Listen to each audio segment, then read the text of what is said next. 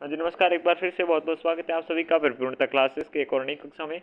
आज की इस कक्षा में अपन राजनीतिक विज्ञान के महत्वपूर्ण टॉपिक संविधान संशोधन जो अनुच्छेद 368 में दिया गया है, भाग 20 के अंतर्गत है। सारी चीज़ें हम पढ़ेंगे कि किस प्रकार से संविधान संशोधन होता है और इसकी क्या प्रक्रिया रहती है, कौन कौन से महत्वपूर्ण संविधान संशोधन हैं जो आज तक हुए हैं और जो एग्ज़ाम में इम्पोर्टेंट बन सकते हैं, उनके बारे में हम बात करेंगे। और चले, लेट्स स्टार्ट। संविधान का भाग 20 अनुच्छेद 368 ये बात करता है। तो भाग तो है कौन सा, 20वां। और अनुच्छेद के बारे में बात करें, किसमें ये छेद है, अनुच्छेद में ये 368 में ये बात कही गई है। भाग 20 है, अनुच्छेद 368 है, जिसमें ये बातें कही गई हैं। संविधान में संशोधन करने की शक्ति है, ये किसके पास होगी, ये संसद के पास होगी।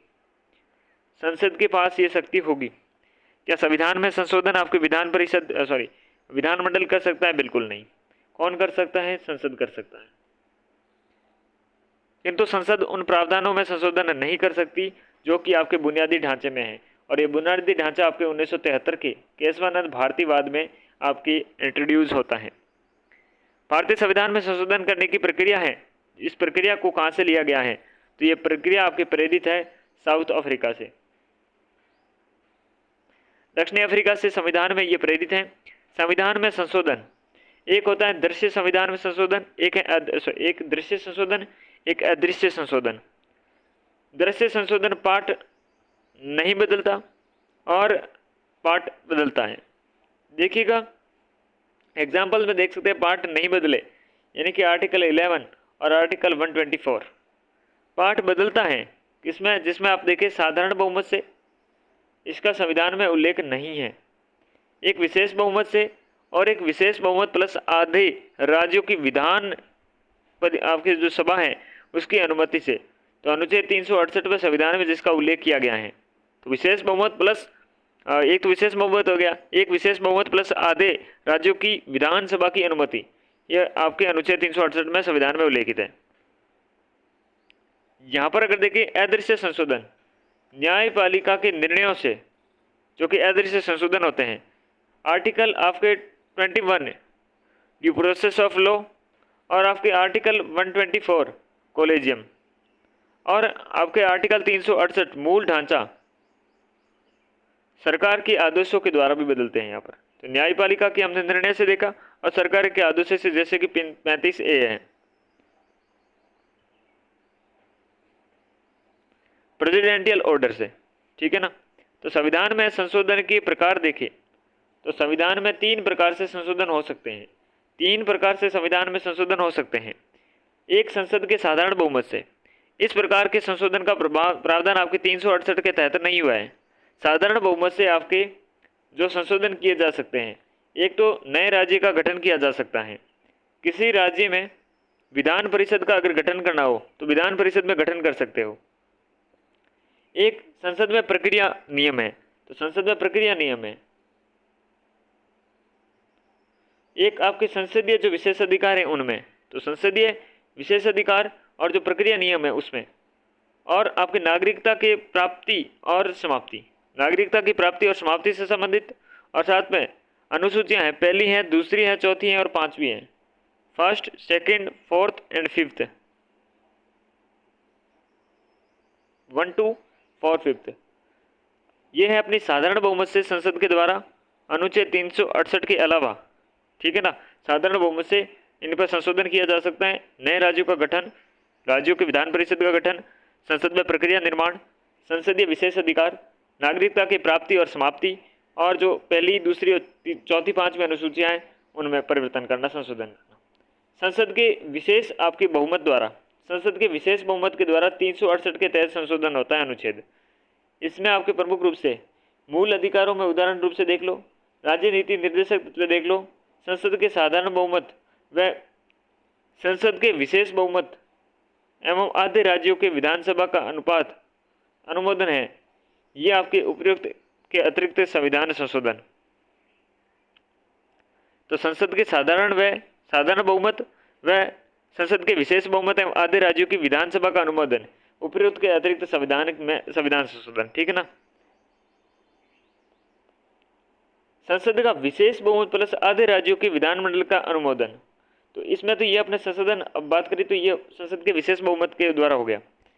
संसद का विशेष बहुमत और आधे राज्यों का विधानमंडल का अनुमोदन देखिए, तो इसके तहत अनुच्छेद 368(2), अनुच्छेद 54, 55, 73, 162, 20, 241, 279A में, या फिर आपके भाग 5 के अध्याय 4 यूनियन आपके जुडिशरी, भाग 6 के अध्याय 5 हाई कोर्ट और भाग 11 के अध्याय 1 से संबंधित, जिसमें क्या है केंद्र राज्य विधायी संबंध है, या फिर 7वीं अनुसूची में किसी सूची में, 7वीं अनुसूची के किसी सूची में, संसद के राज्यों के प्रतिनिधित्व में, या फिर इस अनुच्छेद के आपके उपबंधों में। इसके लिए क्या चाहिए होगा, संसद का विशेष बहुमत चाहिए होगा, साथ में आधे राज्यों की विधानमंडल का अनुमोदन चाहिए होगा। किन किन मामलों में देखो, इसके तहत शामिल है 368(2), अनुच्छेद आपका हो जाएगा 54, ठीक है, जो कि आपके राष्ट्रपति के कौन कौन इलेक्शन के लिए वो आपके जो ग्रुप मंडल होगा उसमें शामिल कौन कौन होगा। अनुच्छेद 55 जो राष्ट्रपति की आपके प्रक्रिया के बारे में बात करता है इलेक्शन की। अनुच्छेद 73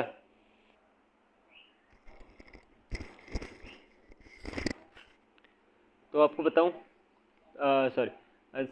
73 में क्या होगा, 73 में आपके हो जाएगा कार्यपालिका के शक्ति के विस्तार से संबंधित हो जाएगा, और आपके 162 हो जाएगा। 162 में क्या हो जाएगा, राज्य की कार्यपालिका के शक्ति के विस्तार से संबंधित हो जाएगा। तो ये केंद्र की संघ की हो जाएगी कार्यपालिका, ये राज्य की कार्यपालिका शक्ति विस्तार। 271 में आपके संघ के राज्य क्षेत्रों के लिए उच्च न्यायालयों का प्रावधान देख लिया, और 279A के अंतर्गत वस्तु एवं सेवा कर परिषद की स्थापना के बारे में बात करता है, या फिर भाग 5 के अध्याय 4 जो यूनियन जुडिशरी की बात करता है, 6 के अध्याय 5 जो हाई कोर्ट के बारे में बात करता है, भाग 11 के अध्याय 1 जो केंद्र राज्य विधायी संबंध है, 7वीं अनुसूची के किसी सूची में और संघ में राज्यों के प्रतिनिधित्व में, और इस अनुच्छेद के उपबंध में। संविधान संशोधन विधेयक की प्रक्रिया देखते हैं। प्रक्रिया के बारे में बात करें तो किसी भी सदन में संसद के पेश किया जा सकता है, चाहे राज्यसभा हो चाहे लोकसभा हो। राष्ट्रपति की पूर्व अनुमति की आवश्यकता इसमें नहीं होती है। यह सरकारी या निजी सदस्य विधेयक हो सकता है, और दोनों सदनों के द्वारा विशेष बहुमत से पारित करना पड़ेगा, दोनों सदन से विशेष बहुमत। राष्ट्रपति इस पर सहमति देने हेतु बाध्य हैं, ये 24 CA। राष्ट्रपति इस पर क्या सहमति देने के लिए जरूरी है, ये आपके 24वें संविधान संशोधन में तय किया गया। संयुक्त बैठक का प्रावधान इसमें नहीं है। यदि राज्य की सहमति आवश्यक है, जैसे कि राज्य विधानमंडल से साधारण बहुमत से पारित होना आवश्यक है, तो और विधानमंडल विधेयक को कोई संशोधन नहीं कर सकती, स्वीकार या अस्वीकार कर सकती है। विधानमंडल विधेयक को क्या है, कोई संशोधन नहीं कर सकती, या स्वीकार करेगी या अस्वीकार करेगी, यदि राज्य की सहमति आवश्यक, ठीक है। यदि केंद्र राज्य संबंध प्रभावित होते तो ही विधेयक से संबंधित सक्रिय राज्यों की आपकी विधानसभा से ही पारित होना चाहिए।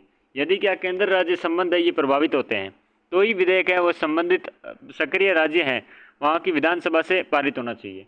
हालांकि संसद के संविधान संशोधन की शक्ति असीमित है, लेकिन केशवानंद भारती वाद के अनुसार संसद संविधान के मूल ढांचे के विरुद्ध संशोधन नहीं कर सकती। आर्टिकल 368(5) कहता है भारतीय संविधान में संशोधन की प्रक्रिया मिश्रित प्रकृति के, इसमें कठोर यूएसए के भांति और लचीला ब्रिटेन के भांति संविधान संशोधन का मिश्रण है। संविधान में संशोधन के संबंध में संवैधानिक अधिकार का भारत के उच्चतम न्यायालय का नियंत्रण रहता है। समझ लो, ठीक है। चलिए नेक्स्ट, महत्वपूर्ण संविधान संशोधन। पहला संविधान संशोधन होता है 1951 में। कब होता है? पहला संविधान संशोधन 1951 में होता है। कब होता है? 1951 में होता है। और ये आपकी 31 अनुच्छेद 31 क, ख और आपके 9वीं अनुसूची को जोड़ता है। अनुच्छेद 15(4) है, ये भी जोड़ता है। तो पहले संविधान संशोधन होता है, पहला संविधान संशोधन है, ये कब होता है? 1951 में होता है, बिल्कुल 51 में होता है। और इस 1951 के पहले संविधान संशोधन में प्रमुख रूप से 31 का जोड़ा जाता है और क्या के साथ में ख जोड़ा जाता है। साथ ही में 9वीं अनुसूची है, ये 9वीं अनुसूची इसमें एड ऑन की जाती है। 9वीं अनुसूची के साथ में यहाँ पर अनुच्छेद 15(4) जोड़ा जाता है। पहले संविधान संशोधन 1951 के माध्यम से 31 क और ख, 9वीं अनुसूची साथ में 15(4) जोड़ा जाता है। फिर हम बात करते हैं प्रमुख रूप से 5वां संविधान संशोधन 1955, 555 अनुच्छेद 3 है। इस अनुच्छेद 3 की आपके राज्यों को अपनी सलाह रखने के लिए राष्ट्रपति समय सीमा निर्धारित करेगा। राज्यों को अपनी सलाह रखने के लिए राष्ट्रपति समय सीमा निर्धारित करेगा। ये 5वें संविधान संशोधन में आया है जो 1955 में हुआ था। फिर अपन बात करते हैं 7वें संविधान संशोधन जो कि होता है 1956, बहुत ही महत्वपूर्ण था। राज्यों के जो ABCD का वर्गीकरण था इसे रद्द कर दिया गया था। किसके अंतर्गत? 7वें संविधान संशोधन 1956 के अंतर्गत। नेक्स्ट अपन बात करते हैं किसकी? 8वें संविधान संशोधन की। 8वां संविधान संशोधन होता है अपने 1959 में। 1959 में 8वां संविधान संशोधन होता है जिसमें अपने SC और ST को के लिए लोकसभा और विधानसभा में आरक्षण को 10 वर्ष के लिए बढ़ाया जाता है। यह आपके 8वां संविधान संशोधन था 1959 में, जिसमें SC ST के लिए आरक्षण है लोकसभा और आपके विधानसभा में आरक्षण 10 साल के लिए बढ़ाया जाता है। फिर 9वां जो आपके संविधान संशोधन है जो 1960 में होता है, 9वां 1960 में होता है, जिसमें आपके जो बेरूबाड़ी वाद था जो पाकिस्तान से संबंधित था, पाकिस्तान और नेहरू के संबंधित था। अगला बात करते हैं 9वें के बाद में 10वां संविधान संशोधन। 10वां संविधान संशोधन होता है 10वां संविधान संशोधन होता है 1961 में। 10वां संविधान संशोधन 1961 में होता है जो कि संबंधित था दादर नागर हवेली को भारत में शामिल कर यूटी के रूप में दर्जा देना। तो दादर नागर से संबंधित था हवेली से, और उनको शामिल करके यूटी घोषित किया जाता है 10वें संविधान संशोधन 1961 के माध्यम से। 1961 में 10वां संविधान संशोधन दादर नागर यूटी को बनाया जाता है। यहाँ पर 11वां संविधान संशोधन ये भी आपके 1961 में होता है। 11वां संविधान संशोधन 1961, 11वां संविधान संशोधन 1961 है। इसमें क्या होता है? इसमें संसद के दोनों सदनों के सदस्यों को मिलकर बने निर्वाचक मंडल जो उपराष्ट्रपति का चुनाव करेंगे, तो निर्वाचक मंडल की बात करी गई है। निर्वाचक मंडल के बारे में बात करी गई है। 11वां संविधान संशोधन है। 11वां संविधान संशोधन 1961 में होता है और ये आपके उपराष्ट्रपति के निर्वाचक मंडल के बारे में बात करता है। नेक्स्ट अपन बात करते हैं 12वीं संविधान संशोधन जो 1962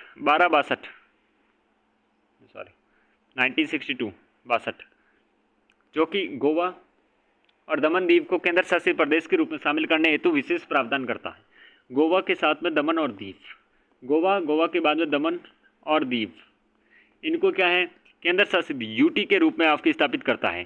केंद्र शासित प्रदेश में 12वीं संविधान संशोधन 1962 गोवा और दमन और दीव, दादर नागर हवेली को पहले कर चुका है। 10वें संविधान संशोधन 1961 के माध्यम से यूटी घोषित, ये अपने 12वां है।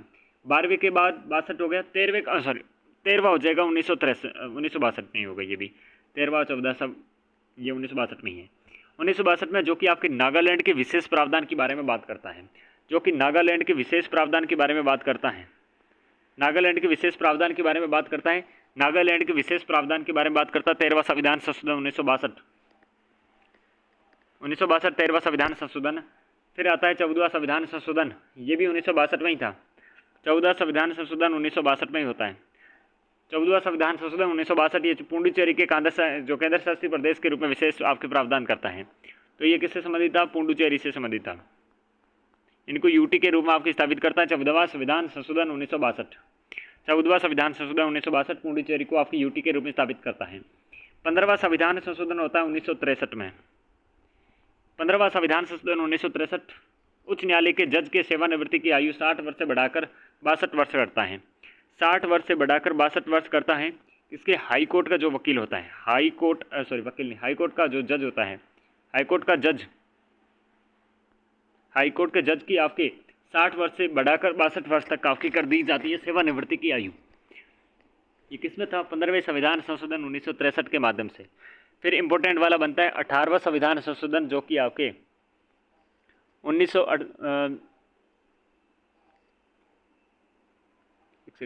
16वां रहेगा ना, 16वां संविधान संशोधन 1963 जो कि अभिव्यक्ति की स्वतंत्रता पर प्रतिबंध लगाने के लिए संप्रभुता और अखंडता शब्द जोड़ता है।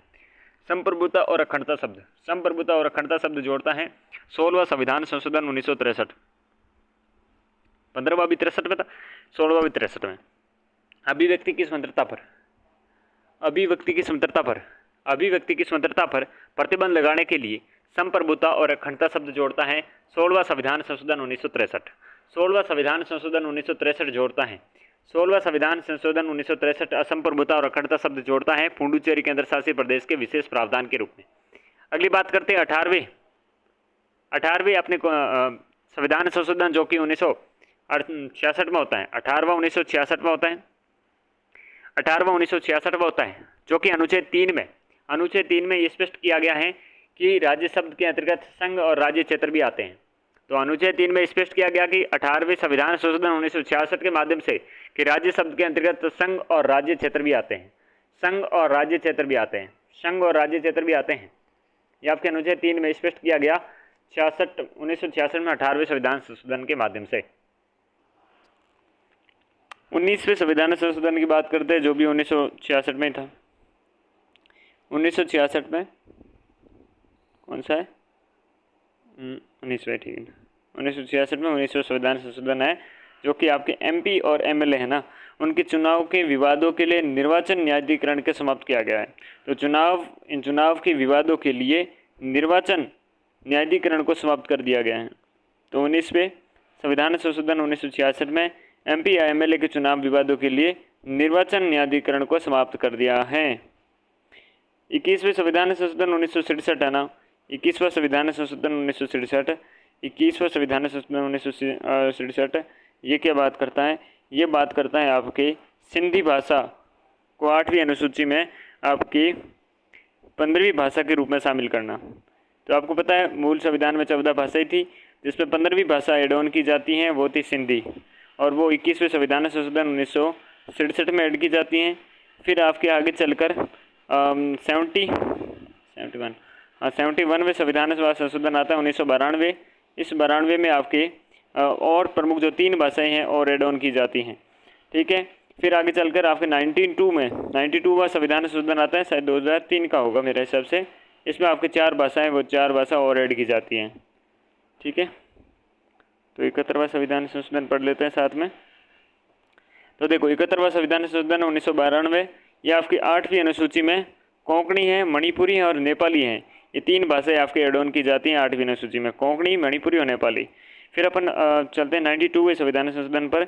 यहाँ पर देखिएगा आपके 2003 में ही होता है, जो कि बोडो है, डोंगरी है, मैथिली है और संथाली है। इन भाषाओं को आपके अनुसूची में शामिल किया जाता है 8वीं अनुसूची में। 8वीं अनुसूची में ये 4 भाषाएं एड ऑन की जाती हैं। 12वां संविधान संशोधन है 2003, ठीक है ना, जिसके लिए आप याद कैसे रख सकते 21 प्लस आपके 71 इक्वल टू आपके हो जाएगा 92, ठीक है। तो इस 92 को, ये 92 ऐसे याद रखना, इस 92 को 2003 याद रखना, इसको आप 1967 याद रखना, और इसमें आपकी 3 भाषा हैं, 1 भाषा है, 4 भाषा हैं। चलिए वापस चलते हैं दोस्तों। 21वां संविधान संशोधन देखने के बाद हम देखते हैं 22वां संविधान संशोधन, जो कि असम में स्वायत्त राज्य से अलग करके मेघालय नया राज्य बनता है। तो 22वें संविधान संशोधन में असम में स्वायत्त राज्य असम से अलग करके आपके मेघालय नया राज्य बनता है। मेघालय नया राज्य बनता है किसमें? 23वें संविधान संशोधन में आपके 22वें संविधान संशोधन में, 23वें में है तो आपकी बात भी करेंगे। तो 22वां संविधान संशोधन है 1969 में है। कब है? 1969 में है। 1969 में है। असम से क्या है? मेघालय को अलग किया जा रहा है। असम है, इसे असम से अलग किया जा रहा है मेघालय को, इससे अलग किया जा रहा है मेघालय को। ये आपके 22वां संविधान संशोधन 1969 है, ठीक है ना। फिर 23वें संविधान संशोधन के बारे में बात करते हैं। तो 23वां संविधान संशोधन जो भी 1969 में ही था, ये 80 और ST के लिए लोकसभा और विधानसभा में आरक्षण के 10 वर्ष और बढ़ा देता है। ये 23वां संविधान संशोधन 1969। फिर 24वां संविधान संशोधन 1971 है। ये आपके संसद के को मौलिक अधिकारों को कम करने की सक्षम बनाना। तो संसद के मौलिक अधिकार हैं, उन मौलिक अधिकारों को कम करने में सक्षम बनाना, ये 24वां संविधान संशोधन 1971 कहता है। आपके जो आपकी संविधान संशोधन होता है ये 1971 में होता है, जो संसद को मौलिक अधिकारों को कम करने में होता है। 25वां संविधान संशोधन ये भी 1971 में होता है। 26वां संविधान संशोधन आपके 1971 में होता है, जो कि आपके प्रीवी पर्स की समाप्ति करता है। प्रीवी पर्स की आपके 362 हटा दिया गया और 363 जोड़ दिया गया। प्रीवी आपके जो पर्स की हैं, प्रीवी पर्स की आपकी समाप्ति है जो 26वें संविधान संशोधन 1971 में की जाती हैं। 26वें संविधान संशोधन 1971 में की जाती हैं। 26वें संविधान संशोधन 1971 में की जाती हैं प्रीवी पर्स की समाप्ति। 28वां संविधान संशोधन है, 28वां संविधान संशोधन 28वां संविधान संशोधन है, ये आपके होता है 1972 में। 28वां संविधान संशोधन है ये 1972 में होता है, जो कि आपके पूर्व ICS अधिकारियों की प्रीवी पर्स और विशेष अधिकार समाप्त करता है। पूर्व जो ICS अधिकारी हुए उनके जो प्रीवी पर्स था और विशेष अधिकार था उन्हें समाप्त किया जाता है 28वां संविधान संशोधन जो 1972 में होता है। 28वां संविधान संशोधन 1972 में जो होता है इसमें आपके प्रीवी पर्स के बारे में बात करी गई है। ये आपके प्रमुख रूप से पूर्व ICS अधिकारियों की आपके जो प्रीवी पर्स होता है और विशेष अधिकार है उनको समाप्त करने की बात है। फिर अपन बात करते हैं 30वें संविधान संशोधन 1972 के बारे में। तो 30वां संविधान संशोधन 1972 में होता है। इसमें आपके सुप्रीम कोर्ट के दीवानी विवादों की अपील 20,000 रुपये से अधिक मूल्य की सीमा समाप्त कर दी गई। जो आपके 1000 से अधिक मूल्य था 20,000 के 20K की आपके अधिक मूल्य की सीमा समाप्त कर दी गई, सुप्रीम कोर्ट के दीवानी मामलों से संबंधित था। ये था आपका 30वां संविधान संशोधन।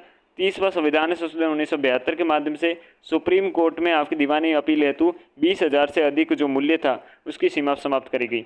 31वां संविधान संशोधन आता है 1973 में, जो कि लोकसभा के सदस्य संख्या है 525 उनसे बढ़ाकर 545 करता है। तो आपके 31वां संविधान संशोधन आता है 1973। 31वां संविधान संशोधन 1973 जो कि 525 से लेकर 525 से बढ़ाकर कितना करता है 545 करता है लोकसभा की सीटें। तो 31वां संविधान संशोधन है जो कि आपके 1973 में आता है और आपकी ये संसद में लोकसभा है, लोकसभा के सदस्यों की संख्या 225 से बढ़ाकर 545 करता है। नेक्स्ट अपन बात करते हैं 35वां संविधान संशोधन 1975। 31वां हमने देखा अभी, अब 35वां देखते हैं जो कि 1975 में है। ठीक है, देखिएगा 35वां संविधान संशोधन भारत के सिक्किम के समावेशन के लिए नीति नियम और शर्तें तय करता है। 2A और 10वीं अनुसूची है, इसको आपके जोड़ी गई थी, ये जोड़ी गई थी। और फिर 36वां संविधान संशोधन आता है 1975 आता है। ये क्या करता है आपके जो 2A था इस 2A को भगा देता है और साथ में 10वीं अनुसूची थी उसी को भी भगा देता है। 36वां संविधान संशोधन आता है जो कि 1975 में आता है और ये क्या करता है, ये भगाने का तो काम करता ही है, साथ ही में आपके सिक्किम को 22वां राज्य, भारत का 22वां राज्य बनाया जाता है। सिक्किम को 1975 में 36वें संविधान संशोधन के माध्यम से आपके 22वां राज्य बनाया जाता है। नेक्स्ट अपन बात करते हैं किसकी, 39वें संविधान संशोधन की, जो कि होता है 1975 में ही। तो 39वां संविधान संशोधन 1975 में होता है और ये आपके संविधान संशोधन 1975 में होता है। ये आपके 329A जोड़ा गया और प्रधानमंत्री और लोकसभा अध्यक्ष के चुनाव को कोई चुनौती नहीं दे सकता, लेकिन इंदिरा गांधी बनाम राजनारायण मामले में 1976 में इसे शून्य घोषित कर दिया जाता है। तो 39वां संविधान संशोधन आता है 39वां संविधान संशोधन आता है जो 329A के बारे में बात करता है, 1975 में आता है। ये 329A में जोड़ा गया, जिसमें कहता है प्रधानमंत्री और लोकसभा के अध्यक्ष के चुनाव है उसमें कोई चुनौती है ये नहीं दे सकता, लेकिन जो इंदिरा गांधी है और इंदिरा गांधी के सामने बनाम आपके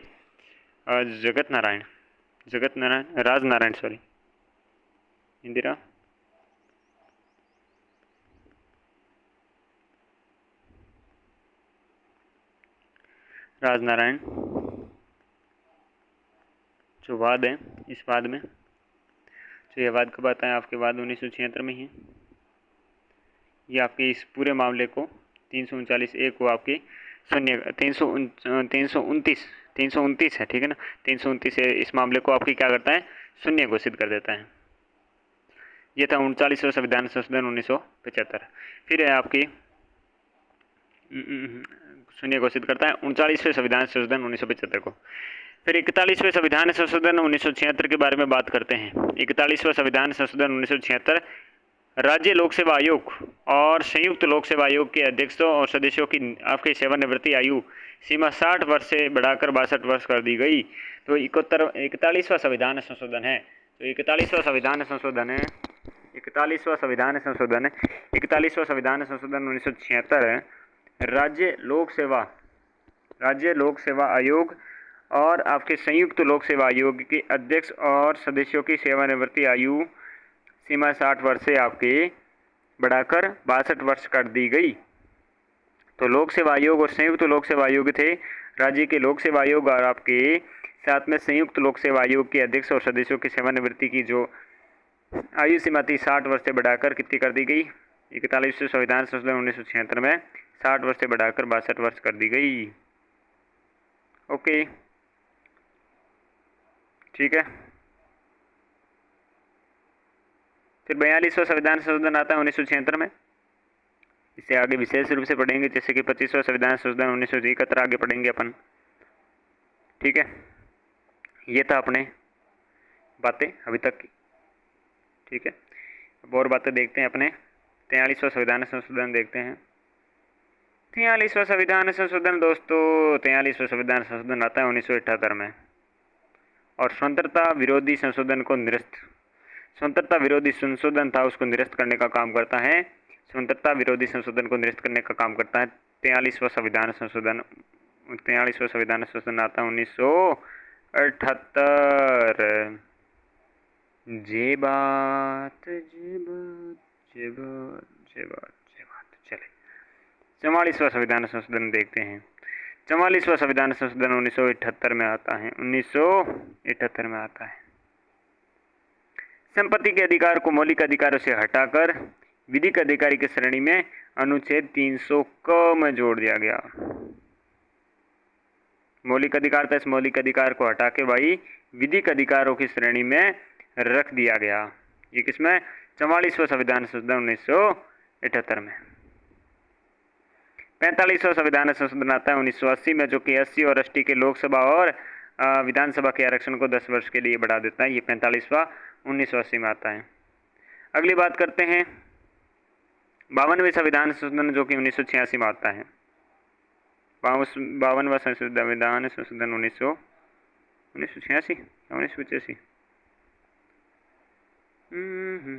चले, दल बदल विरोधी 10वीं अनुसूची में शामिल किया जाता है प्रावधान। ठीक है, दल बदल विरोधी इस प्रावधान 10वीं अनुसूची में शामिल किया जाता है 52वें आपने संविधान संशोधन 1986 में। 53वां भी 1986 में आता है। आर्टिकल 371 जी जोड़ा जाता है। मिजोरम हेतु विशेष अधिकार दिए जाते हैं। 371 जी फॉर मिजोरम। इस पे विशेष अधिकार है। ये विशेष अधिकार 371 जी में जोड़े जाते हैं। और ये 53वां संविधान संशोधन है 1986 में आया है। ठीक है ना, ये मामला है, बस ये याद रख लेना, ये मामला याद रख लेना। फिर 55वां संविधान संशोधन देखते हैं। 55वां संविधान संशोधन 1986 में आता है। अरुणाचल प्रदेश को भारत के 24वें राज्य के रूप में दर्जा मिलता है 371 H के साथ में। तो 55वां संविधान संशोधन आता है। 55वां संविधान संशोधन 1986 87 86 है 1986। अरुणाचल प्रदेश को 24वें राज्य के रूप में आपकी स्वीकृति मिल जाती है और 371 H जोड़ा गया इसके अंतर्गत। 371 H। ठीक है, डन, बिल्कुल। 55वां संविधान संशोधन 1986 अरुणाचल प्रदेश को भारत में 24वें राज्य के रूप में दर्जा मिलता है। आर्टिकल 371 H जोड़ा जाता है। अगला 56वां संविधान संशोधन 1987। 56वां संविधान संशोधन 1987 गोवा राज्य को पूर्ण राज्य का दर्जा मिलता है। दमन और दीव शेष राज्य क्षेत्र में आपके शामिल होते हैं। दमन व दीव शेष राज्य क्षेत्र में शामिल होते हैं। 371 I जोड़ा जाता है। गोवा को पूर्ण राज्य का दर्जा मिलता है। और साथ ही में 1987 का मामला ये कौन सा संविधान संशोधन था? आपके 56वां संविधान संशोधन था। और दमन दीव है, इस दमन दीव को शेष राज्य के रूप में आपके क्षेत्र शेष राज्य क्षेत्र में शामिल किया जाता है। आपके 58वां संविधान संशोधन जो भी 1987 में होता है, राष्ट्रपति के संविधान में हिंदी भाषा के संस्करण जारी करने की शक्ति प्रदान करता है। तो राष्ट्रपति को संविधान में हिंदी भाषा में संस्करण है जारी करने की शक्ति प्रदान करता है 58वां संविधान संशोधन 1987।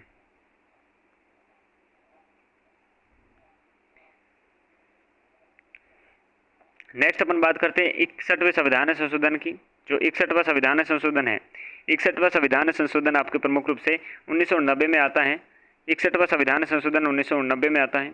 61वां संविधान संशोधन 1990 में आता है, जो कि आपके आयु हैं, ये आपके मताधिकार की आयु 21 वर्ष से घटाकर 18 वर्ष कर देता है।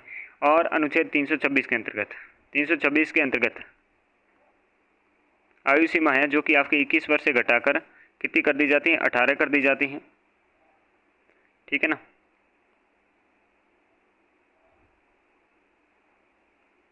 इकसठवां संविधान संशोधन आता है अपने, और 61वें संविधान संशोधन 1990 के माध्यम से 326 में मताधिकार की आयु 21 वर्ष से घटाकर 18 वर्ष कर दी जाती है।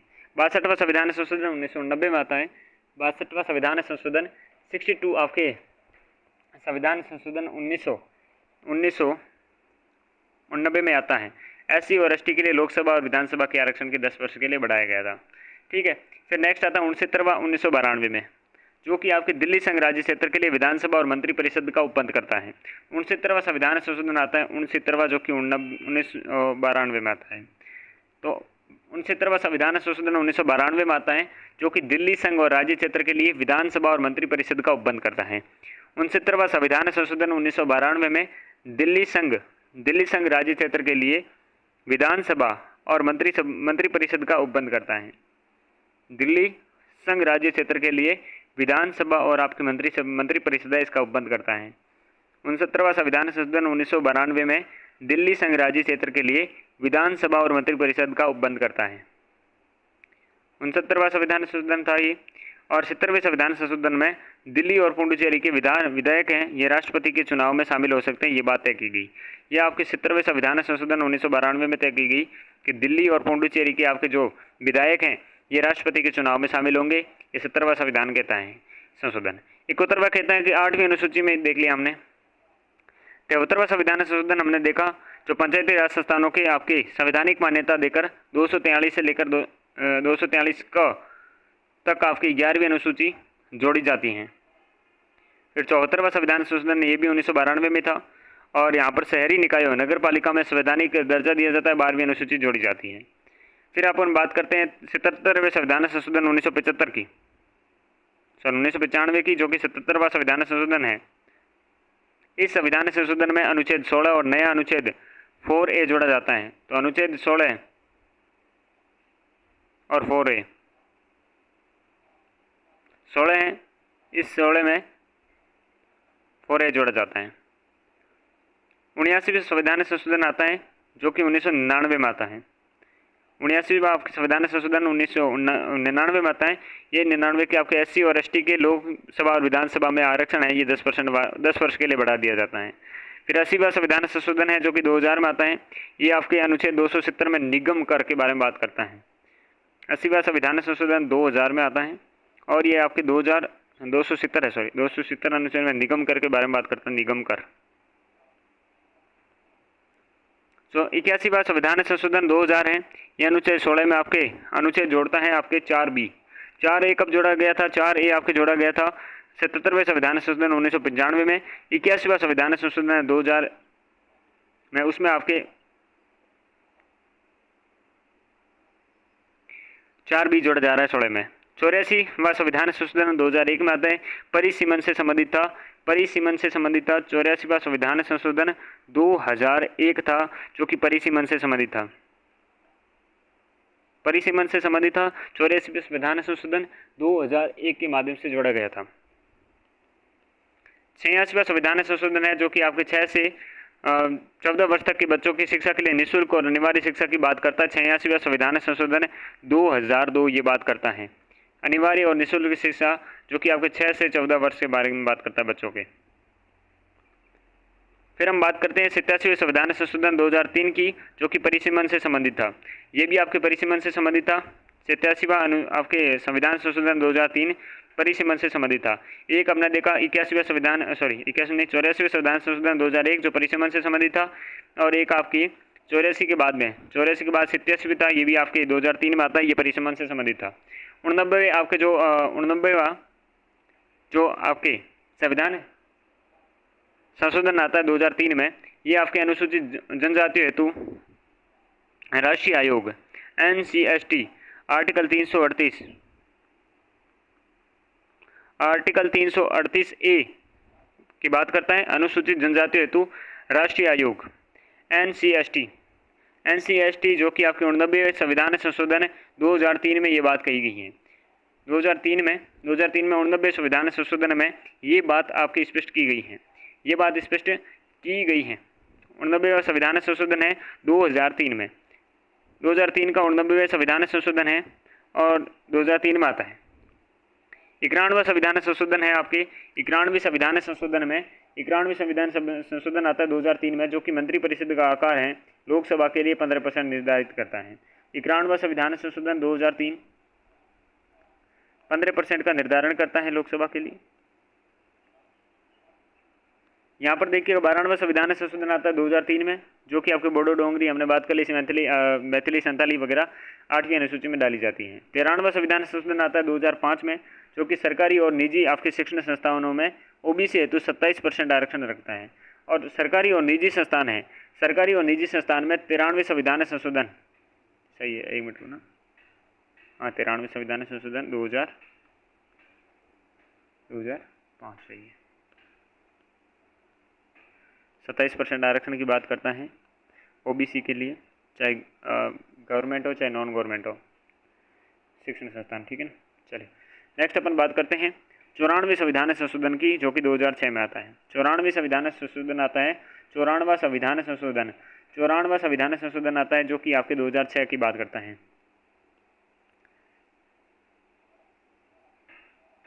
94वां इसमें क्या है, छत्तीसगढ़ है, झारखंड है, MP है, ओडिशा राज्य को जनजातीय कल्याण का प्रभारी मंत्री होगा, और इसके अतिरिक्त अनुसूचित जाति और पिछड़े वर्गों के कल्याण और किसी अन्य कार्य का भी प्रभारी होगा हो सकेगा, ठीक है ना। आर्टिकल 164(1) के अंतर्गत बिहार के स्थान पर छत्तीसगढ़ व झारखंड को जोड़ा गया था।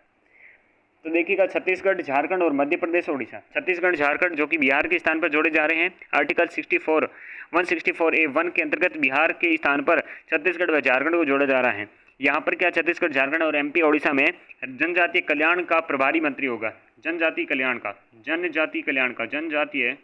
जनजातीय कल्याण है, इस जनजातीय कल्याण का आपके प्रभारी मंत्री होगा। इसके अतिरिक्त आपके अनुसूचित जातियों और पिछड़े वर्गों के कल्याण और किसी अन्य कार्य का भी प्रभारी हो सकेगा। ये बात इसके अंतर्गत अपने की गई है। ये आपने 94वां संविधान संशोधन 2006 बात करता है। फिर है 95वां संविधान संशोधन जो कि 2009 में आता है। ये आपके विधानसभा, लोकसभा और SC/ST के आरक्षण के 10 साल को और बढ़ा देता है। ये 95वां संविधान संशोधन 2009 आता है। 96वां संविधान संशोधन है, जो कि 2011 में आता है। 8वीं अनुसूची में आपके ओडिया भाषा को ओडिया कहता है, ठीक है ना। 96वां संविधान संशोधन आता है, जो कि आपकी ओडिया भाषा है, इसको ओडिया कहता है, उड़िया को ओडिया कहता है शायद। 97वें संविधान संशोधन को आपके जो सहकारी संस्थानों को संवैधानिक मान्यता देता है। सहकारी संस्थाएं हैं, उनको आपके संस्थाओं को संवैधानिक मान्यता 97वें संविधान संशोधन 2011 में होता है। गौतम गंभीर ने एक पारी खेली थी वर्ल्ड कप में 2011 में 97 रन की, उसे याद रखना है। तो इसमें आपके संवैधानिक मान्यता मिलती है, किसको संवैधानिक मान्यता मिलती है, आपके सहकारी संस्थाओं को। अगला है 99वां संविधान संशोधन 2014 को राष्ट्रीय न्यायिक नियुक्ति आयोग NJAC का आपके गठन किया गया था, जिसे बाद में रद्द कर दिया गया था कोर्ट के द्वारा। तो वो 99वां संविधान संशोधन था, 2014 में लाया जाता है। NJAC न्यायिक आपके राष्ट्रीय न्यायिक नियुक्ति आयोग।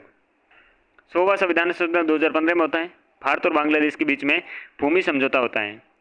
101वां संविधान संशोधन 2016 में होता है, जो कि आपकी वस्तु और सेवा करता। तो आपकी 101वां संविधान संशोधन 2016 में वस्तु एवं सेवा कर, ठीक है। ये था 101वां 2016 में। फिर आता 2018 में 102वां संविधान संशोधन, पिछड़े वर्ग के लिए राष्ट्रीय आपके आयोग NCBC, पिछड़े वर्ग के लिए, पिछड़ा जो वर्ग है उसके लिए राष्ट्रीय आयोग है NCBC 338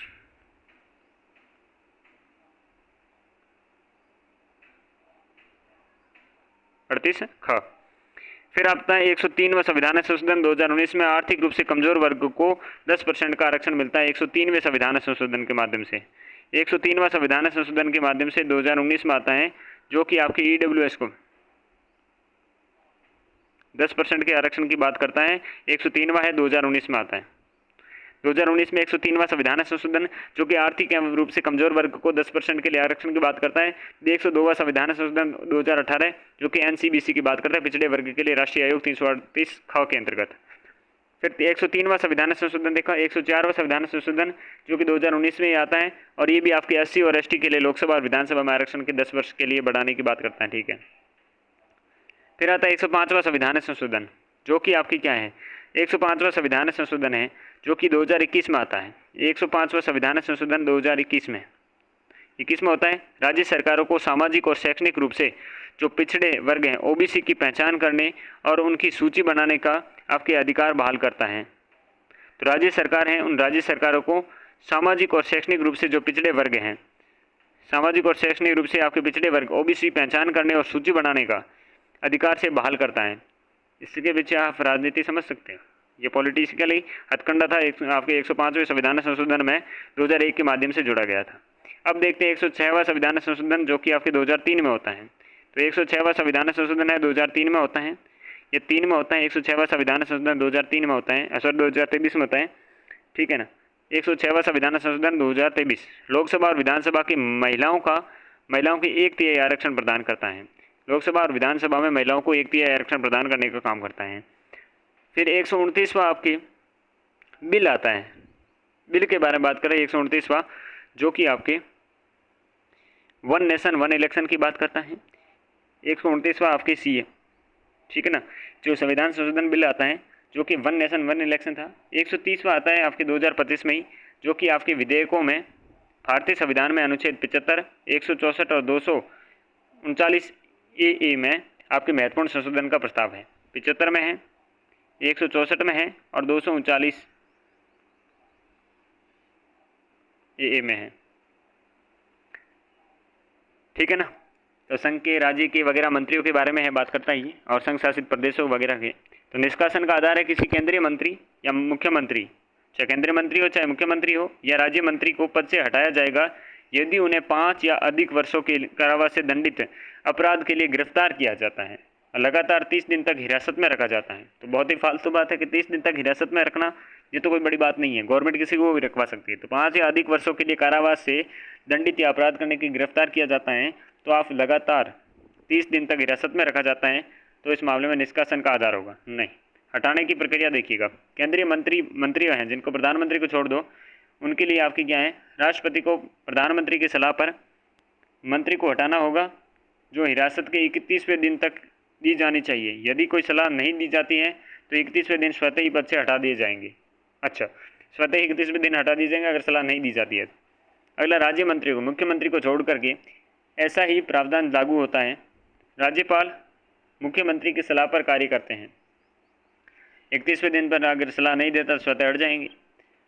ठीक है ना। संघ राज्य क्षेत्र शासन अधिनियम 1963 संघ राज्य क्षेत्र के मंत्रियों पर भी शासन का विस्तार करता है, और आपके प्रशासक या LG को भी ऐसी प्रकार की आपके कार्य करने का अधिकार देता है। जम्मू कश्मीर का आपके कश्मीर पुनर्गठन अधिनियम 2019 जम्मू कश्मीर पर समान प्रावधान लागू होते हैं।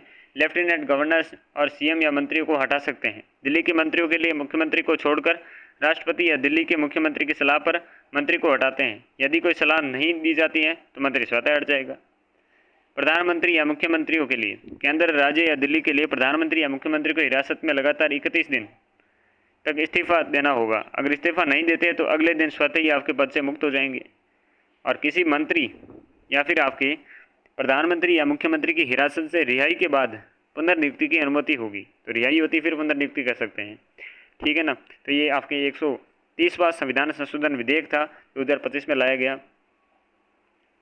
तो ये बात, ये इंपॉर्टेंट बातें अपनी इसके अंतर्गत रही थी। ये हमारे संविधान संशोधन की सारी प्रक्रिया और महत्वपूर्ण संविधान संशोधन थे जो कि हमने बहुत ही बेहतरीन तरीके से समझ लिए हैं, जो कि आपके भाग 20 में अनुच्छेद 368 के अंतर्गत दिए गए हैं। दर्शीय संशोधन देखे हमने, आदर्शीय संशोधन देखे। आदर्शीय में वो आते हैं जिसमें न्यायपालिका के निर्णयों के द्वारा, जैसे कि आर्टिकल आपके 29 में ड्यू प्रोसेस ऑफ लॉ देखा, आर्टिकल 124 में कॉलेजियम देखते हैं, आर्टिकल 368 में जो मूल ढांचा दिया गया है वो आदर्शीय संशोधन है, जो कि न्यायपालिका के निर्णयों के द्वारा स्टिक कर दिए जाते हैं। सरकार के आदेशों के द्वारा आर्टिकल 35A है, जो कि आपके प्रेसिडेंशियल ऑर्डर था, ये हमने देखा था। दर्शीय संशोधन में आपके पाठ नहीं बदलता, जिसमें जैसे कि आर्टिकल 11 हैं, आर्टिकल 124 हैं, ठीक है ना। और जैसे कि पाठ बदलना होता है, ये दर्शीय संशोधन जिसमें साधारण बहुमत से होता है। एक तो इसके संविधान में उल्लेख नहीं है साधारण बहुमत वाले से, विशेष बहुमत की बात करते हैं, और एक विशेष बहुमत प्लस आधे राज्यों की विधानसभा से अनुमोदित बात करते हैं, जो कि अनुच्छेद 368 में उल्लेखित है। संविधान के संशोधन के प्रकार देखिए, संसद के साधारण बहुमत के द्वारा देखिए, जो कि 368 में आपके उल्लेखित नहीं है। साधारण बहुमत से हम देख सकते हैं कि नए राज्यों का गठन करवा सकते हो, किसी राज्य की विधान परिषद का गठन कर सकते हो, संसद की प्रक्रिया नियम में संशोधन कर सकते हो, संसदीय विशेष अधिकार में परिवर्तन कर सकते हो, नागरिकता की प्राप्ति और समाप्ति करना, निम्न अनुसूचियां जिसमें पहली, दूसरी और पांचवी, चौथी, पांचवी में आपके प्रमुख रूप से संशोधन कर सकते हो। संसद के विशेष बहुमत की आवश्यकता पड़ती है, जिसमें 368 के अंतर्गत संविधान संशोधन होता है, मूल अधिकारों में परिवर्तन है, राज्य की नीति निर्देशक तत्व हो गए, ठीक है ना। और साथ में ये जो संसद के साधारण बहुमत है, आपके संसद के विशेष बहुमत एवं आधे राज्यों की विधानसभा का अनुमोदन है ना, उसके उपयुक्त के अतिरिक्त संविधान संशोधन है, सारे आपके संसद के विशेष बहुमत के द्वारा होते हैं। संसद के विशेष बहुमत प्लस आधे राज्यों की विधानमंडल का अनुमोदन है। इसमें हमने तहत देखा, इसके तहत हमने 368 आपके 2 हैं, इसमें आपके अनुच्छेद 54 है, अनुच्छेद 54, 55, 73, 162, 241 और 239A में, और या भाग 5 के 4 यूनियन जुडिशरी, भाग 6 के अध्याय 5 को हाईकोर्ट, या फिर भाग 11 के अध्याय 1 केंद्रीय राज्य विधायी संबंधी में, या 7वीं अनुसूची में अनुसूची के किसी सूची में, या फिर संसद में राज्यों के प्रतिनिधित्व में, या किसी इस अनुच्छेद के आपके उपबंधों में अगर संशोधन करना है तो। प्रक्रिया हमने देखी, किसी भी सदन में आपके पास किया जा सकता है, रखा जा सकता है, ठीक है ना। और फिर आपकी राष्ट्रपति की पूर्व अनुमति की आवश्यकता नहीं पड़ती है। सरकारी या निजी सदस्य कोई भी विधेयक ला सकता है, और दोनों सदनों के इसे विशेष बहुमत को पारित किया जाना चाहिए। इसमें आपके 24वें संविधान संशोधन के माध्यम से राष्ट्रपति को सहमति हेतु बाध्य किया गया है। संयुक्त बैठक हमने प्रावधान नहीं देखा है। जहाँ पर राज्यों की आपकी सहमति की आवश्यकता पड़ती है, वो आपके जैसे राज्य विधानमंडल में साधारण बहुमत से पारित होना आवश्यक है, और विधानमंडल विधेयक में कोई संशोधन नहीं कर सकता, स्वीकार या अस्वीकार कर सकता है।